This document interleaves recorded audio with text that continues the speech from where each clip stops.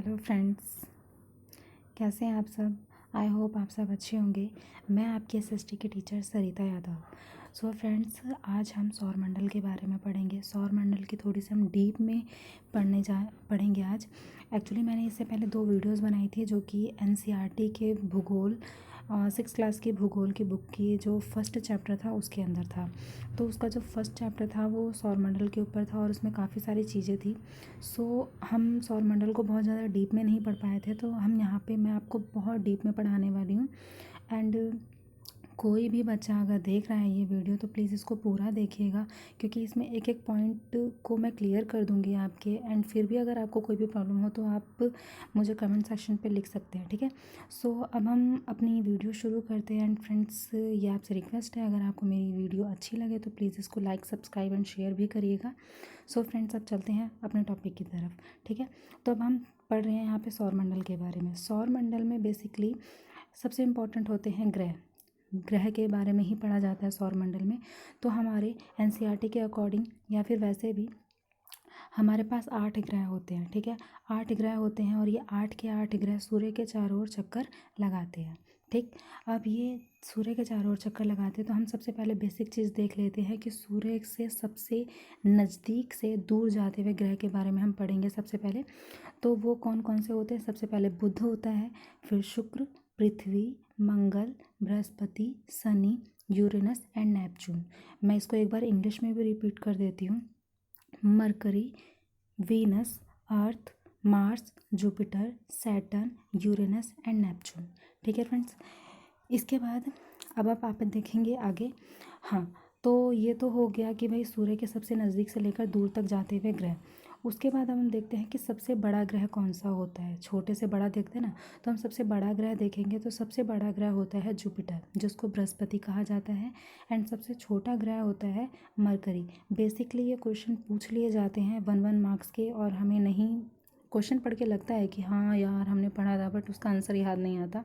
सो हमने ये देख लिया कि सबसे बड़ा ग्रह होता है जुपिटर एंड सबसे छोटा ग्रह होता है बुध, मतलब कि मरकरी। फिर अब हम इसके बाद पढ़ते हैं इनकी क्वालिटी। एक्चुअली हम सबसे पहले पढ़ेंगे कि ग्रह एक्चुअली होता क्या है, ठीक है। ग्रह की विशेषता क्या होती है। सो मैं आपको बताती हूँ ग्रह की विशेषता। ग्रह की एक मेन विशेषता, सबसे बड़ी विशेषता यह होती है कि वो कभी भी अपने ऑर्बिट को नहीं काटता है, ठीक है। उसका खुद का एक ऊष्मा होती है, उसमें प्रकाश भी होता है थोड़ा, ठीक है। लेकिन कुछ कुछ ऐसे भी होते हैं जिनमें ऐसा नहीं होता है, और वो दूसरे जो अंदर ग्रह होते हैं ना, उनसे अपना जो प्रकाश है, अपनी जो ऊष्मा वगैरह है वो लेता है। इसका सबसे बेस्ट एग्जाम्पल है हमारी पृथ्वी, मतलब कि अर्थ, ठीक है।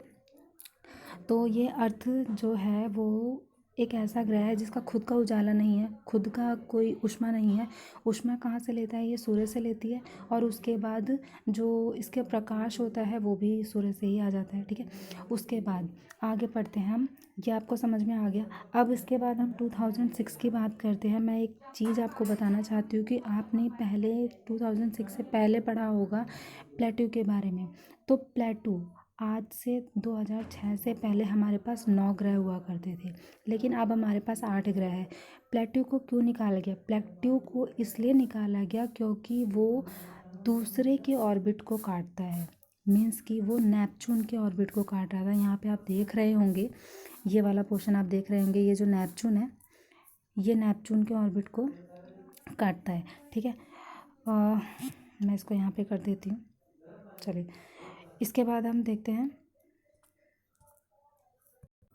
सो फ्रेंड्स, हमने देखा कि ये नेपच्यून सबसे लास्ट वाला जो है वो नेपच्यून है, ठीक है। और प्लेटू हमेशा नेपच्यून के ऑर्बिट को काट देता था। अब बाजी आती है ऑर्बिट की। ये जो वर्ड मैं बार बार यूज़ कर रही हूँ, ऑर्बिट एक्चुअली होता क्या है? ऑर्बिट ये होता है, देखिए, ये जो ये वाली लाइन है ना, ये वाली लाइन, ये एक काल्पनिक रेखा होती है। ये असल में ये रेखा नहीं है, ये काल्पनिक होती है। लेकिन ये जो ग्रह होते हैं ये हमेशा इसी ऑर्बिट पे, मतलब कि अपनी ही एक काल्पनिक रेखा पे ही घूमते हैं। ये कभी भी किसी दूसरे के ऑर्बिट को या दूसरी की रेखा को नहीं काटेंगे। जैसे कि जो हमारी पृथ्वी है कभी भी मरकरी के अंदर नहीं घुसेगी, या फिर जो मरकरी है वो कभी भी अर्थ के ऑर्बिट में आके नहीं घुसेगा। ठीक है। तो ये सबसे बड़ी विशेषता होती है और यही विशेषता प्लेट्यू के अंदर नहीं थी और इसीलिए हमने प्लेट्यू को हटा दिया 2006 में। इसके बाद अब हम देखते हैं अब आप यहाँ पे एक चीज़ नोटिस करिएगा, ये वाली चीज़ यहाँ ये आप देख रहे हैं, ये वाला जो पोर्शन है ये शुद्ध ग्रह वाला, ठीक है। अब हम इस क्षुद्र ग्रह के बारे में पढ़ेंगे। तो ये क्षुद्र ग्रह बेसिकली होता क्या है? क्षुद्र ग्रह एक ग्रह की तरह, मतलब ये बहुत गोल गोल नहीं होता जैसे हमारे ग्रह होते हैं, बट क्षुद्र ग्रह के अंदर ना बहुत सारी चट्टानें होती हैं। और सबसे इंटरेस्टिंग बात, ये जो चट्टानें हैं इसका जो साइज है ना, ये हमारे अर्थ से भी बड़ा होता है, ठीक है। अब ये जो चट्टानें हैं हमेशा मंगल और बृहस्पति मीन्स कि मार्स और जुपिटर के बीच में ही घूमते हैं। जैसे कि इनका भी अपना एक खुद का ही काल्पनिक रेखा होती है, खुद की ही ऑर्बिट रेखा होती है और ये उसी ऑर्बिट रेखा में घूमते रहते हैं। मैं आपको ये इमेजिन करने के लिए बोल रही हूँ, आगे फ्यूचर का नहीं पता, बट ये हो सकता है कि अगर कभी भी, जैसे कि हमारा जो प्लेट्यू था वो नेपच्यून के ऑर्बिट को काट रहा था, कभी भी अगर क्षुद्र ग्रह मंगल के ऑर्बिट को काटता है, मतलब कि मार्स के ऑर्बिट को काटता है और आके पृथ्वी पर टकराता है, तो आप सोच नहीं सकते कि पृथ्वी कितनी बुरी तरह हिलने वाली है। बट ऐसा होगा नहीं, मैं इसलिए बता रही हूँ, उसके चट्टान का मैं साइज के अकॉर्डिंग और उसके भार के अकॉर्डिंग बता रही हूँ कि अगर वो टकराता है तो बहुत बुरा होने वाला है, ठीक है। तो इतने बड़े बड़े इसके चट्टान होते हैं जो कि एक अपना ही ऑर्बिट बनाते हैं जो मंगल और बृहस्पति के बीच में होता है। तो हमने ये क्षुद्र ग्रह के बारे में पढ़ लिया। ये क्षुद्र ग्रह पूछा जाता है बेसिकली, इसमें क्या क्वेश्चन बनता है कि क्षुद्र ग्रह किस किस ग्रह के बीच में निकलता है, मतलब बीच में से निकलता है। तो किस में से निकलता है? मार्स और जुपिटर के बीच से निकलता है।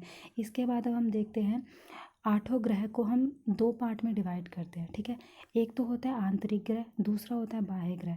आंतरिक ग्रह की विशेषता क्या होती है? आंतरिक ग्रह की विशेषता ये होती है कि ये चट्टानों से बना होता है, बहुत हार्ड होता है। सिंपल सी बात है यार, अगर वो सूर्य के पास इतनी पास में रह रहे हैं, जैसे कि मरकरी, वीनस, अर्थ और मार्स वगैरह, ये चार ही होते हैं आंतरिक के अंदर, और Brihaspati, Saturn, Uranus and Neptune ये बाह्य ग्रह में गिने जाते हैं। तो अब हम चार की बात करेंगे जो कि आंतरिक हैं। तो कौन कौन से था? बुध, शुक्र, पृथ्वी और मंगल। ये जो चारों ग्रह हैं, सिंपल सी बात है, अगर सूर्य के इतने ज़्यादा पास में हैं और फिर भी इनको नुकसान नहीं हो रहा, तो सिंपल सी बात है, आप सोच सकते हैं कि कितने हार्ड होते हैं। तो सिंपल यही है इसकी विशेषता कि जो आंतरिक ग्रह की विशेषता होती है वो चट्टानों का बना होता है, बहुत हार्ड होता है, बहुत सॉलिड होता है। उसके बाद हम बाह्य ग्रह पर आते हैं जो है बृहस्पति, शनि, यूरेनस एंड नेपच्यून।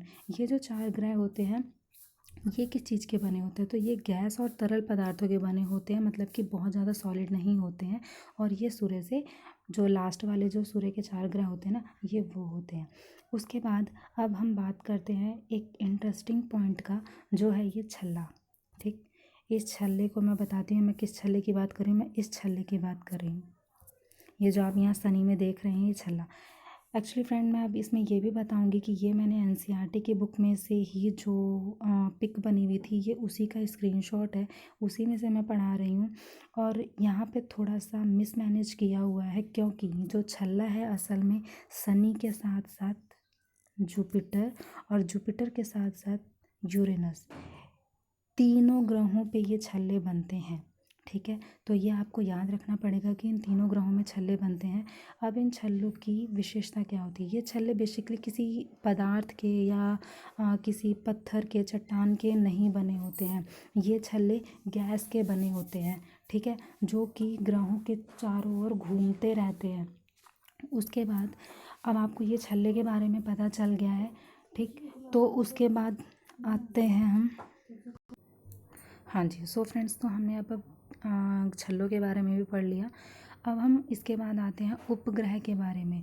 उपग्रह को एक दूसरी भाषा में चंद्रमा भी कहा जाता है, जैसे कि किसी भी ग्रह का चंद्रमा, ठीक है।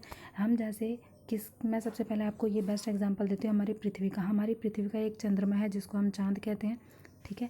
यही वो चाँद है जो कि उपग्रह के नाम से भी जाना जाता है। उपग्रह क्या होते हैं? ग्रहों का ग्रह, मतलब कि ग्रह के अंदर उसका एक और ग्रह होगा, वो उपग्रह कहलाता है, ठीक है।